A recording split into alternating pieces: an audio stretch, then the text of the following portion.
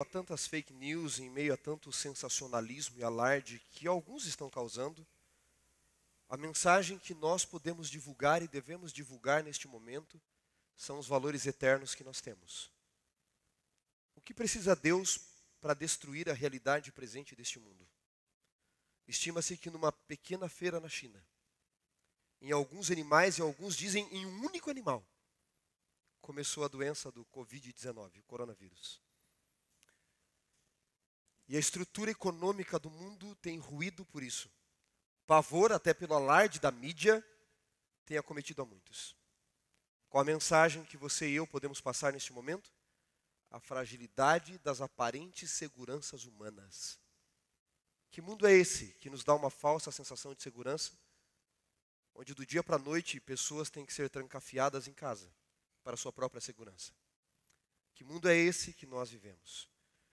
Embora este vírus não seja tão letal para uma boa parte da sociedade, especialmente os jovens e adultos, vocês sabem, os mais velhos, os idosos, são muito vulneráveis, e as crianças, grandes agentes transmissores. O grande problema que tem gerado em torno do coronavírus não é a tamanha letalidade que ele tem. Outros vírus, como o H1N1, o influenza vírus, mataram muito mais e têm matado. O problema é que para esses outros havia vacina e nos dava a falsa sensação de segurança também. Como para esse não há, embora por enquanto a letalidade tenha sido menor, isso tem demonstrado em países como a China, que já passou por isso, o Irã que está passando, provoca-se um alarde não só econômico, não só de saúde, mas psicológico nas pessoas. Até a última ordem de nossas autoridades, as comunidades adventistas estarão abertas, inclusive o terceiro ato. O que é que nós não recomendamos? Que pessoas na faixa etária de risco, os idosos e as crianças, evitem de vir, podem acompanhar ao vivo nossa programação pela internet, pelo Facebook, pelo nosso site, tá? Comunidade Adventista, terceiro ato, ou as demais comunidades adventistas também, que evitem o contato, que se preservem, mas não vamos criar um alarde desnecessário. E orar por todos nós, por outros países que estão sofrendo, e tomarmos os devidos cuidados, tá bom? Essas são as recomendações por hora. É óbvio que se os nossos líderes políticos, o governo, decidirem que pela segurança de todos, todos os templos, não importando a denominação, têm de fechar, nós vamos obedecer e vamos continuar divulgando o Evangelho com os meios necessários através das redes sociais, da internet, tá bom? Quero falar um pouquinho sobre Apocalipse capítulo 16 com vocês hoje, versículo 12, e a situação que este mundo vive no tempo do fim. A palavra Apocalipse significa descoberto ou desvendado. Embora esse seja o significado original da palavra, muitas pessoas têm medo do nome Apocalipse, e mesmo de ler o livro do Apocalipse, porque não entendem, porque ele se vale de linguagem simbólica, porque a realidade cultural em que o livro foi escrito é diferente daquela que nós estamos acostumados, e por tudo isso, por não entenderem em especial, acaba se criando um certo medo em cima dos símbolos do Apocalipse e a intenção pela qual o livro foi escrito.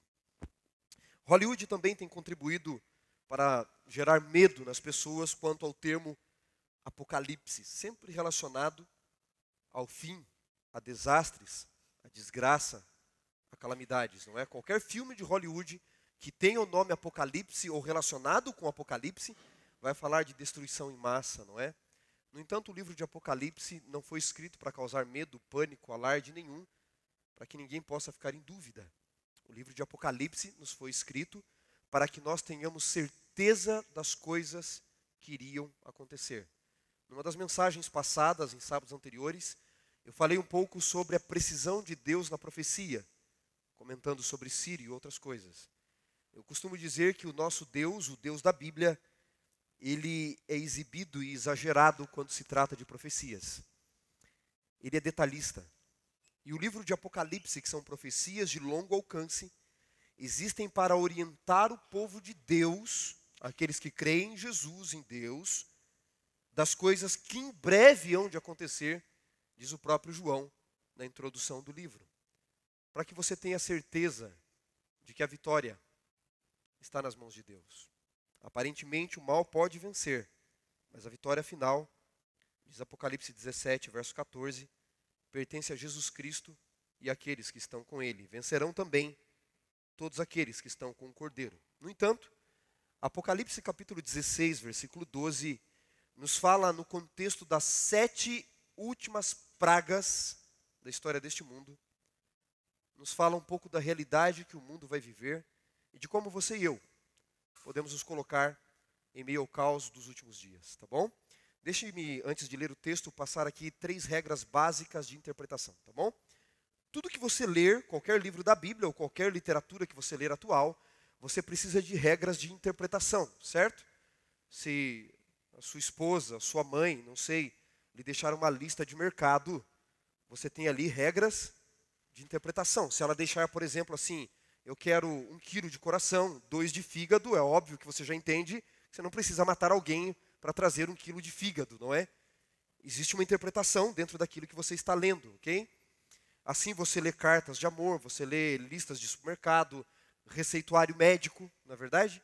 Temos que tomar cuidado e nos basear em regras dentro do seu contexto. Se nós não nos valermos do contexto, nós podemos nos ver em apuros lendo qualquer parte da Bíblia fora do seu contexto, não é? Uma vez alguém me mandou esses textos de sabedoria do WhatsApp, sabe? A filosofia do WhatsApp. E tem algumas historinhas que tentam ensinar algumas lições, né? E a historinha dizia de um marido que tinha ido viajar para um país da África, ajeitar as coisas no trabalho que ele tinha novo lá e depois levaria a esposa. E combinou, quando chegasse lá, mandaria mensagem para ela.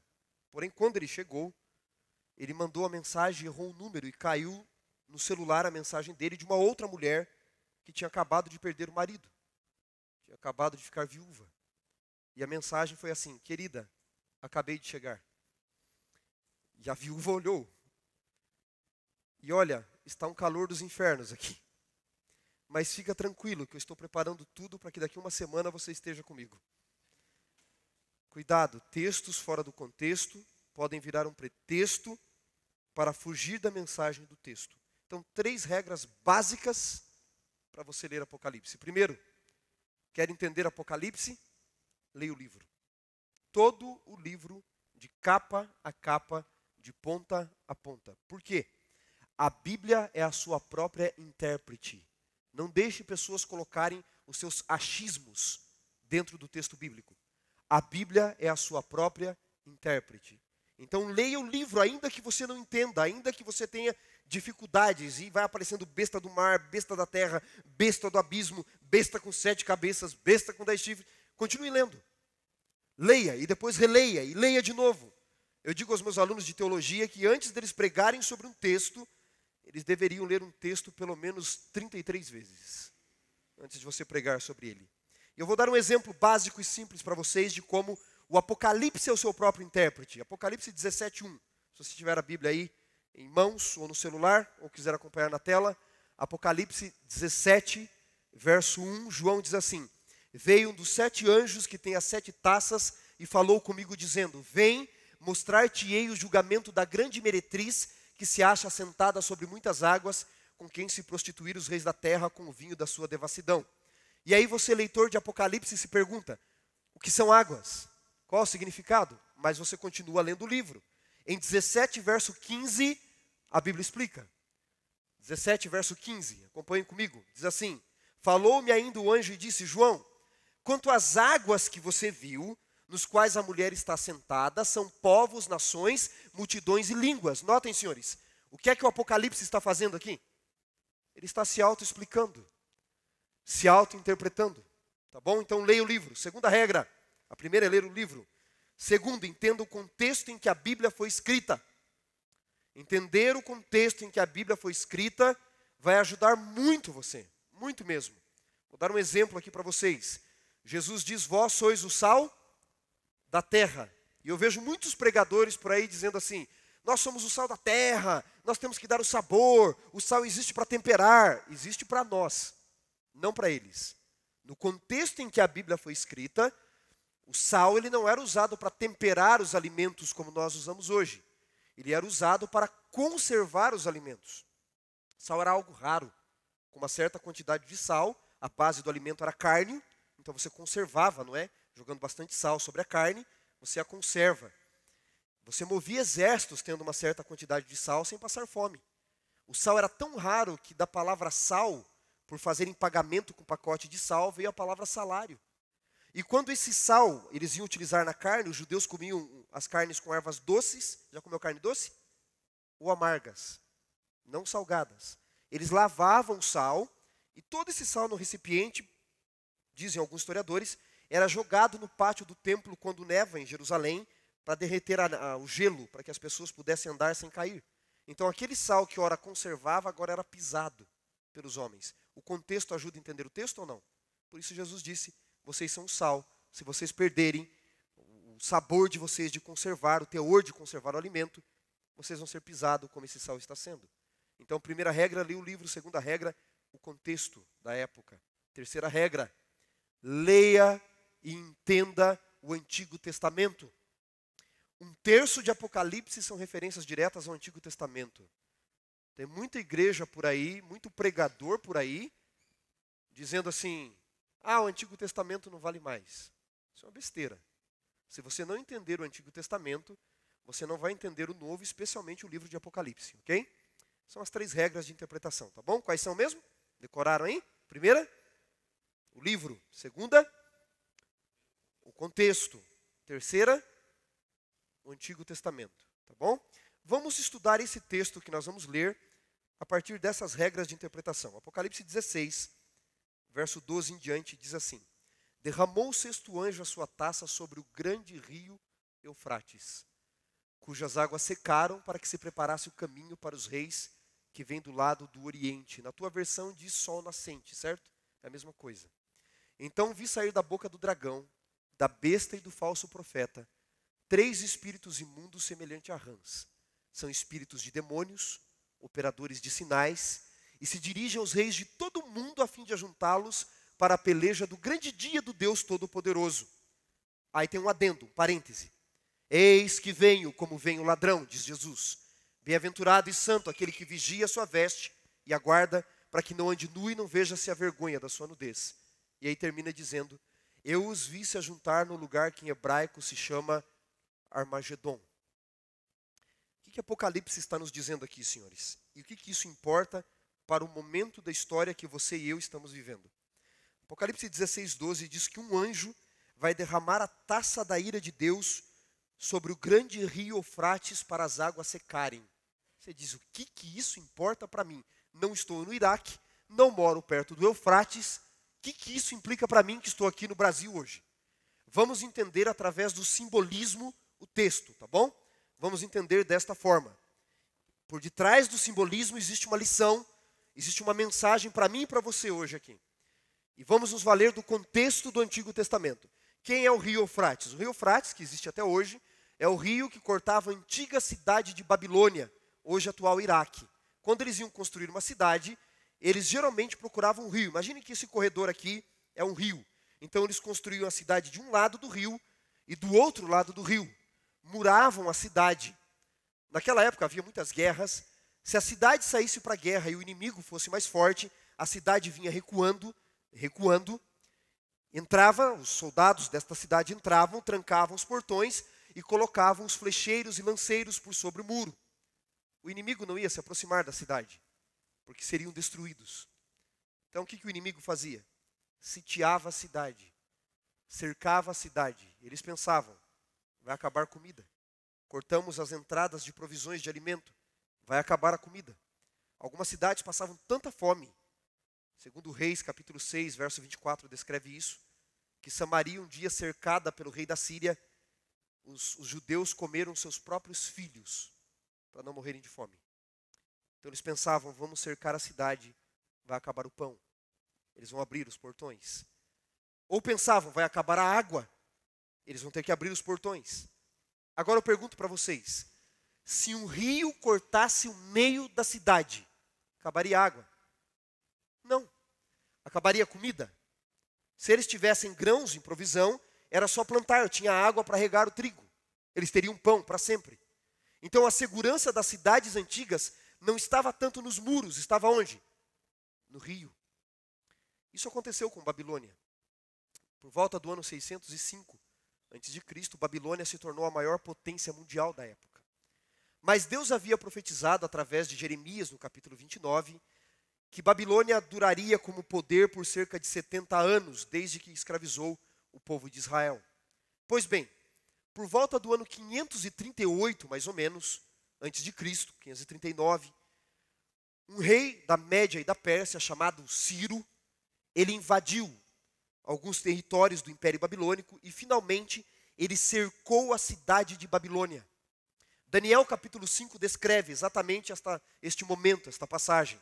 Lá dentro da cidade, Ciro cercando a cidade com 120 mil homens. Lá dentro, o rei Belsassar estava dando uma festa com os utensílios do templo de Israel, do templo de Deus. Ciro cercando a cidade. Babilônia, segundo Heródoto, do historiador grego, tinha 3 muralhas tão extensas que 2 carros andariam um do lado do outro nas muralhas de Babilônia. Babilônia era, segundo Heródoto, humanamente falando, intransponível. E Babilônia tinha, segundo o mesmo Heródoto, provisão de alimentos para 20 anos de cerco. Se Ciro esperasse acabar o alimento, para eles começarem a passar fome, Ciro deveria esperar pelo menos 20 anos. Ele não estava disposto a fazer isso. O que é que diz a história? O que é que o rei Ciro fez? Ele pegou 120 mil homens, subiu ao leito do rio e começou a abrir uma vala enorme e a cavar. O rio ia para lá e Ciro fez o rio ir para cá. E onde o rio entrava na cidade, ficou seco. E foi exatamente por ali que Ciro entrou e dominou a cidade de Babilônia. Notem, no Antigo Testamento, na história deste mundo, as águas do Eufrates foram secas pelo rei Ciro para ele invadir a cidade de Babilônia. Quando Ciro se assentou no trono de Babilônia, como imperador agora do mundo, Deus tinha um profeta na corte de Babilônia. Velhinho, tinha mais ou menos 90 anos. Quem era? Daniel. E Daniel, segundo a tradição judaica, ele foi introduzido à presença de Ciro. Ele chega na presença de Ciro levando consigo 2 rolos, 2 livros. E quando ele chega na presença de Ciro, ele olha para o imperador do mundo e ele diz assim: faz 100 anos que nós esperamos você. Faz 100 anos que o Deus dos hebreus prometeu que você viria. Faz 100 anos que nós aguardamos você. E Daniel leu para Ciro 2 passagens, 2 capítulos da Bíblia, que eu vou ler com vocês agora. Jeremias, capítulo 51, verso 11. Jeremias 51, verso 11. Dá para projetar aqui? Jeremias 51, verso 11 diz assim: aguçai as flechas, preparai os escudos. O Senhor despertou o espírito do rei dos Medos, porque o seu intento contra a Babilônia é para destruir. Esta é a vingança do Senhor, a vingança do seu templo. Verso 36 agora, do mesmo capítulo. Verso 36. Deus diz assim a Babilônia: eis que pleitearei a tua causa e vingarei a vingança que se tomou contra ti. E a Babilônia, Deus diz: secarei o teu mar e farei com que se esgote o teu manancial.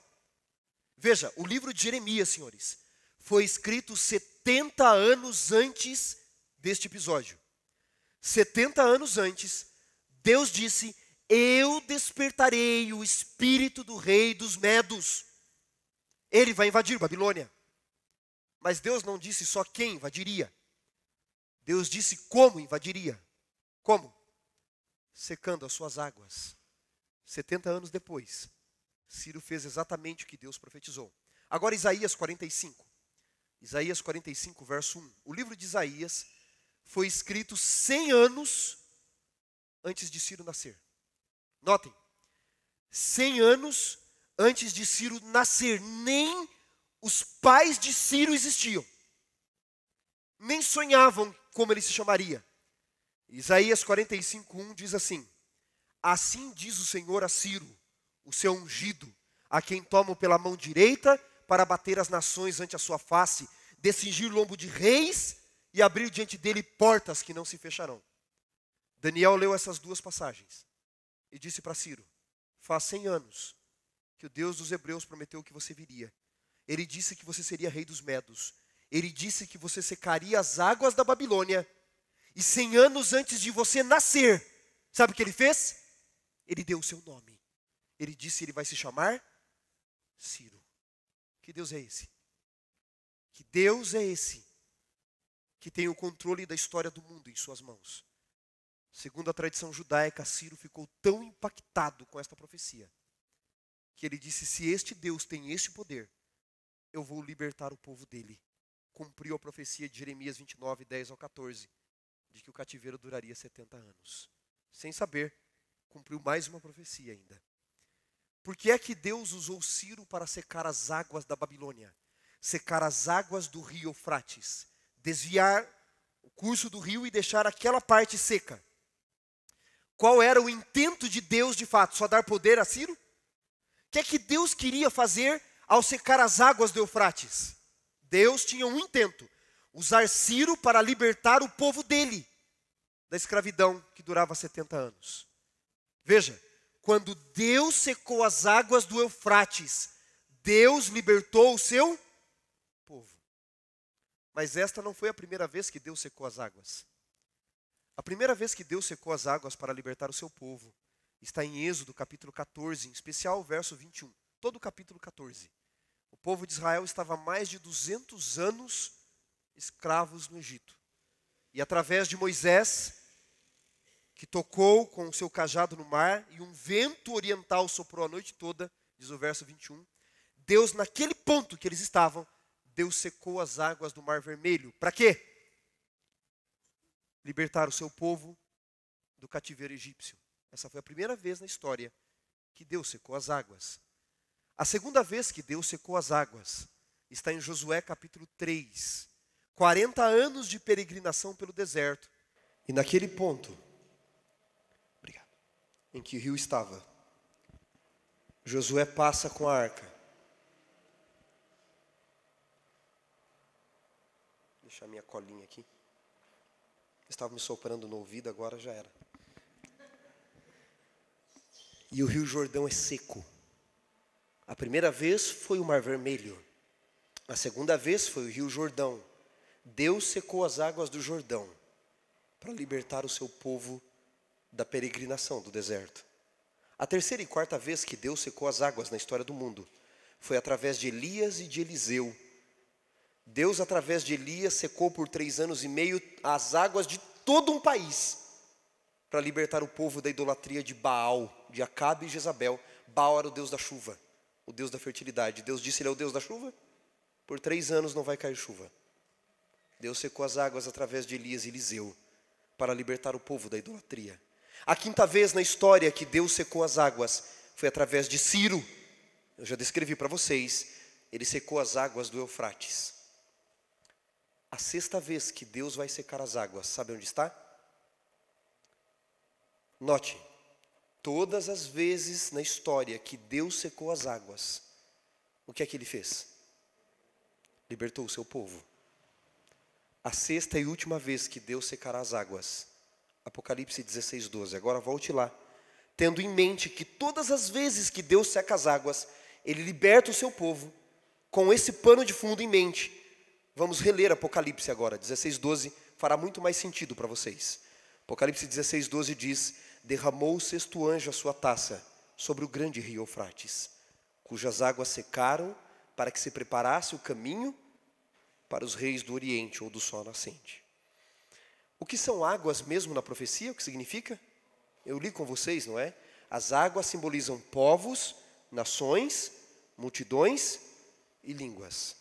O que é que Deus está nos dizendo então? Lá no Antigo Testamento, para libertar o meu povo, eu cortei a relação da cidade com o rio. O rio dava proteção à cidade e eu sequei as águas para libertar o meu povo. Deus está nos dizendo que no final dos tempos, Ele vai secar as águas. Águas são nações na profecia. Deus vai secar as nações. Deus vai abalar as nações de todo mundo. E todas as vezes que Deus abalou nações, que Deus secou as águas, por assim dizer, o que é que Ele fez? Libertou o seu povo. O que Deus está dizendo no Apocalipse para mim e para você é: quando eu começar a abalar a estrutura das nações, eu estou prestes a voltar para libertar o meu povo. Agora notem, as 7 pragas só acontecem depois do fechamento da porta da graça, isso é importante. Mas existe em Apocalipse aquilo que nós chamamos de profecia de miniaturização, de miniatura mesmo. O que é isso? Deus realiza na história, em escala menor, aquilo que Ele promete fazer em escala maior. Todas as vezes que Deus dá uma profecia para o seu povo, grandiosa, Ele faz em escala menor aquilo que Ele fará em escala maior. Por exemplo, Deus prometeu enviar o Messias, Jesus. Antes Ele enviou Moisés, enviou Ciro, enviou Boaz, enviou Jó, que eram espécies de Messias, menores, para mostrar o que Ele faria em escala maior. Portanto, Apocalipse 16:12 nos diz que um dia, você e eu, você que nos assiste pela internet, nós vamos dormir numa estrutura de mundo e vamos acordar em outra. Um dia Deus vai abalar a estrutura das nações que dão sustento à Babilônia. Quem é Babilônia no Apocalipse? É todo o poder e ideologia política e religiosa que oprime o povo de Deus, muda os tempos e as leis de Deus e persegue o povo de Deus. Embriagada com o sangue dos santos, diz Apocalipse. Deus vai abalar a estrutura das nações. E quando você ver Deus abalando as nações, secando as águas, Ele está prestes ao quê? Ao quê, senhores? Libertar o seu povo. Agora eu pergunto para vocês, como pode Deus abalar a estrutura de uma nação? Me ajudem. Como Deus pode abalar a estrutura de uma nação ou das nações? Guerra abala a estrutura de uma nação ou não? Sim ou não? Abala, não abala? É só dar uma olhada na Síria, como está. Guerras abalam a estrutura de nações. Mas nos nossos dias nós não estamos ouvindo falar de guerra, certo? Que mais pode abalar a estrutura de uma nação? Me ajudem. Epidemias, pandemias, podem abalar a estrutura de uma nação ou não? Sim ou não? A Itália que o diga. A China que o diga. Mas o nosso mundo não está ouvindo falar nunca de pandemias, não é? De epidemias. O que mais pode abalar a estrutura de uma nação? Desastres naturais, furacões, terremotos, vulcões, tufões, tsunamis. Abala a estrutura de uma nação ou não? É só dar uma olhada no Haiti, pode ir para lá para você ver. Até hoje não se recuperou. Mas nós também não estamos ouvindo falar de desastres naturais, certo? O que mais pode abalar a estrutura de uma nação? Me ajudem. Crises econômicas pode abalar a estrutura de uma nação? Mas nós não estamos ouvindo falar do dólar a R$5. Nós não estamos ouvindo falar de desigualdade, certo? Senhores, o que é que eu estou dizendo para vocês? Deus está começando a mostrar em escala menor o que um dia Ele fará em escala maior. Deus vai secar as águas. Todas as vezes que Ele secou as águas na Bíblia, o que é que Ele fez? O que é que Ele fez? Libertou o seu povo. E você que lê a Bíblia, que estuda a Bíblia, as profecias, deve estar atento para aquilo que Deus já realizou e promete que fará de novo. Por que é que a Bíblia diz que Deus vai secar as águas no tempo do fim? Abalar as nações. O que diz na sua Bíblia aí? Derramou o sexto anjo a sua taça sobre o grande rio Eufrates, cujas águas secaram para quê? Para quê?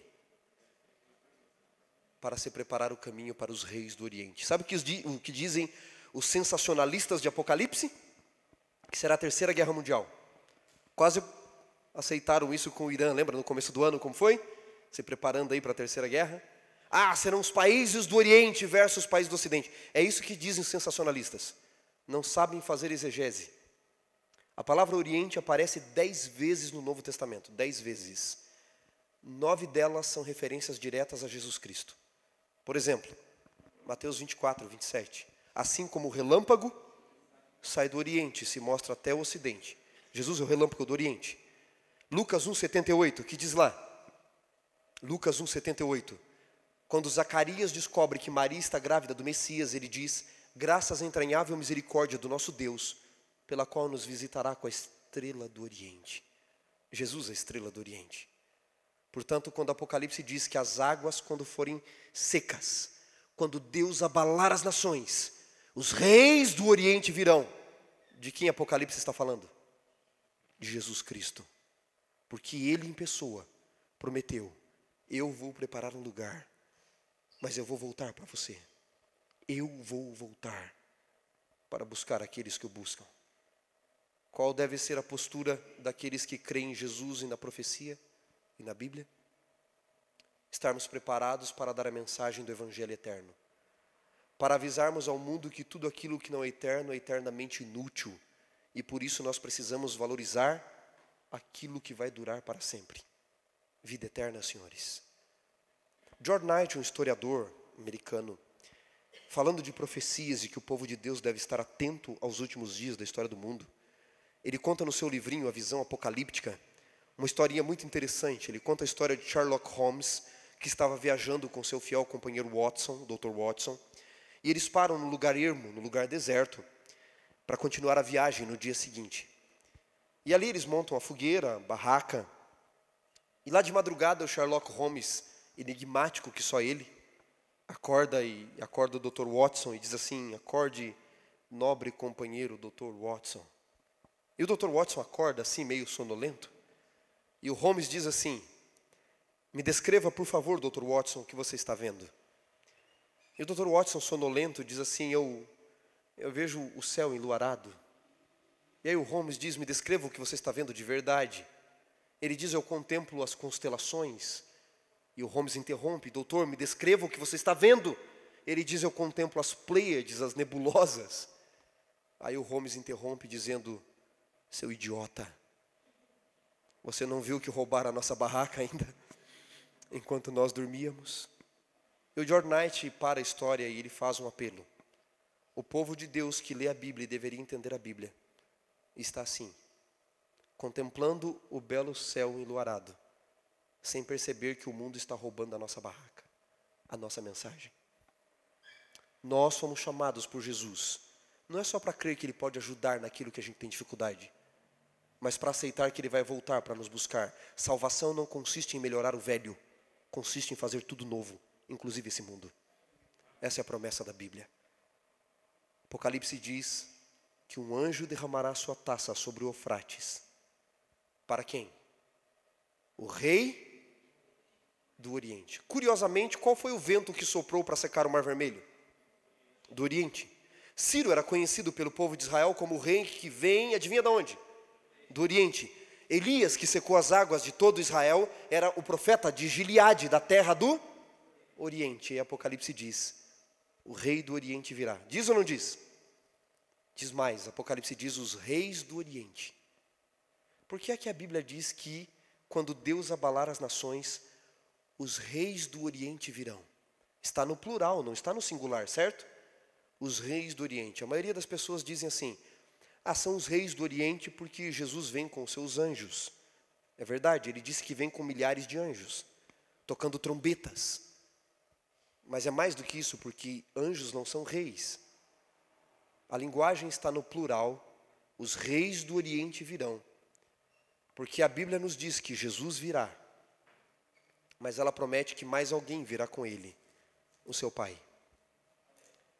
Em Mateus capítulo 26, no verso 63 em diante, o sumo sacerdote dá um tapa em Jesus quando ele está sendo julgado e diz: me diga perante o Deus vivo, se tu és o Filho de Deus. No verso 64, Jesus responde assim: tu o disseste, mas eu te declaro desde agora que você vai ver os céus abertos e o Filho do Homem vindo nas nuvens do céu. De que forma? Sentado à destra do Todo-Poderoso. Quem é o Todo-Poderoso? É Deus o Pai. Sabe, quando Jesus secar as águas, quando as nações forem abaladas desta frágil e falsa estrutura de segurança deste mundo, os reis do Oriente virão para nos buscar. E Deus o Pai ama tanto você, que Ele não vai esperar Jesus te levar até lá. Ele virá aqui buscar você em pessoa. Nós, como leitores da Bíblia, como povo de Deus, sabemos de uma coisa. Nós temos que ter atitudes e planos e projetos para amenizar a dor deste mundo. Mas este mundo irá de mal a pior, infelizmente. Mas há uma promessa para aqueles que se entregaram a Jesus. Um novo céu e uma nova terra. Já ouviram falar de Peter Pan? Quem aqui é da época do Peter Pan? Eu não sou, eu só vi por aí, né? Quem aqui já assistiu Peter Pan? Ergue a mão aí para eu ver que você é velho. Isso, muito bem. O criador do Peter Pan and the Neverland, o Peter Pan e a Terra do Nunca, foi James Barrie. E ele criou o Peter Pan dentro do seguinte contexto. Ele havia perdido o seu irmão e ele sentia muita saudade. E ele criou um espaço na sua casa, onde ele chamava de a Terra do Nunca. Onde nunca mais haverá dor, nunca mais haverá morte, nunca mais haverá tristeza, nunca mais haverá separações. E James Barrie vivia um relacionamento muito conturbado, e ele conhece uma família, uma viúva, que tinha 4 ou 5 filhos, e um dos filhos chamava Peter. E depois a mãe desses meninos morre e ele adota os meninos. E como o Peter não conseguia superar a morte do pai, a morte da mãe, ele conta para o Peter como ele fez para superar a dor. Ele diz, sabe, eu criei uma esperança, a Terra do Nunca. Lá, nunca mais a morte existirá. Nunca mais separação. Nunca mais a dor. Nunca mais epidemias. Nunca mais injustiça. Lá o crocodilo tic-tac engoliu o tempo. E lá o tempo não passa. Você já parou para pensar o que a gente fala sobre o tempo? A gente diz o tempo passa. O tempo não passa, quem passa somos nós. Tão voláteis, efêmeros que nós somos. Mas lá na The Neverland, o tempo não passa. As pessoas não passam. O que James Barrie não sabia é que esta terra do nunca existe. Apocalipse 21 diz assim: eu vi novo céu e nova terra. O primeiro céu e a primeira terra já não existem. O mar já não existe. Ele diz, eu vi a Santa Jerusalém, a Nova Jerusalém, que descia do céu da parte de Deus como uma noiva esperando o seu noivo. E ouvi uma voz do trono dizendo, eis o tabernáculo, a morada de Deus com os homens, eles estarão para sempre com Deus e Deus com eles. E ele diz, lá não haverá mais pranto, nem morte, nem luto, nem dor, porque as primeiras coisas já passaram. Esta é a verdadeira terra do nunca. Nunca mais a lágrima, nunca mais a dor, nunca mais a morte. Quando? Quando Deus começar a abalar as nações. Quando os reis do Oriente vierem para nos buscar. Quando você ver as águas, as nações sendo agitadas e secas, se prepare, porque os reis do Oriente virão para buscar aqueles que o buscam. Você vai ouvir uma música agora. Essa música fala da esperança de Jesus voltar. E de que Ele vai voltar. Enquanto você ouve essa música, pensando nas incertezas e inseguranças deste mundo, pensando nas injustiças deste mundo e que o mundo tira de nós as pessoas que amamos, tira de nós aquilo que a gente achou que seria eterno, e pensando que existe um lar eterno preparado para cada um de nós. Enquanto você ouve essa música, eu gostaria de convidar você a fechar os olhos e imaginar Jesus, orar por este mundo, mas orar especialmente por um novo céu e uma nova terra. Que Deus te abençoe. E Pai, quando nós olhamos a estrutura deste mundo, a falsa impressão de segurança que temos e que é destruída do dia para a noite, onde pessoas têm de se isolar, pessoas estão perdendo a vida, desigualdades acontecendo o tempo todo, injustiças, perseguições, assassinatos. Senhor, este mundo não vale a pena. Nós somos criados para algo melhor do que isso, eu tenho certeza. Nós somos planejados para algo superior a isso, eu tenho certeza. E a Tua palavra nos diz que um dia o Senhor vai destruir a estrutura deste mundo, mas vai mostrar antes ao seu povo, em escala menor, o que fará em escala maior. O Senhor vai secar as águas. Todas as vezes que o Senhor secou as águas, o Senhor libertou o seu povo. não será diferente no tempo do fim. O Senhor vem para buscar aqueles que o buscam. Vem para nos levar e reconstruir o mundo novo. A verdadeira terra do nunca, onde nunca mais haverá as dores, as saudades, as separações, as doenças, as injustiças deste mundo. Prepara-nos para o teu reino. Salva-nos para o teu reino. Cuida do teu povo. Eu te peço por Jesus. Amém. Uma boa semana. Que Deus te acompanhe e te guarde.